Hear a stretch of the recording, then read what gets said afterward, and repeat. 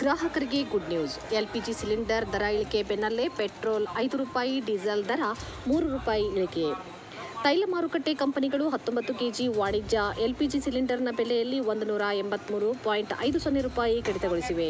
ವಾಣಿಜ್ಯ ಎಲ್ಪಿಜಿ ಸಿಲಿಂಡರ್ಗಳ ಹೊಸ ಬೆಲೆಗಳು ಇಂದು ಜುಲೈ 1, 2026ರಿಂದ ಜಾರಿಗೆ ಬಂದಿವೆ.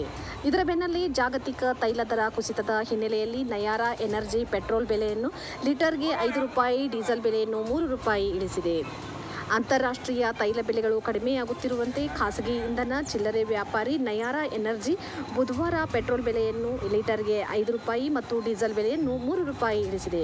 ಇದು ಪಶ್ಚಿಮ ಏಷ್ಯಾದಲ್ಲಿನ ಉದ್ವಿಗ್ನತೆಯನ್ನು ಕಡಿಮೆ ಮಾಡುವುದರಿಂದ ಅಂತಾರಾಷ್ಟ್ರೀಯ ತೈಲ ಬೆಲೆಗಳು ಕಡಿಮೆಯಾಗಿರುವುದರಿಂದ 2 ವರ್ಷಗಳಿಗೂ ಹೆಚ್ಚು ಅವಧಿಯಲ್ಲಿ ಯಾವುದೇ ಕಂಪನಿಯು ಚಿಲ್ಲರೆ ಇಂಧನ ಬೆಲೆಯಲ್ಲಿ ಮೊದಲ ಕಡಿತ ಇದಾಗಿದೆ.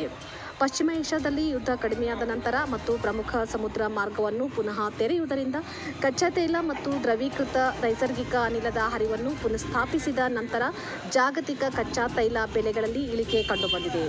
ಇದು ಪೂರೈಕೆ ಅಡಚಣೆಗಳ ಬಗ್ಗೆ ಕಳವಳಗಳನ್ನು ಕಡಿಮೆ ಮಾಡಿದೆ.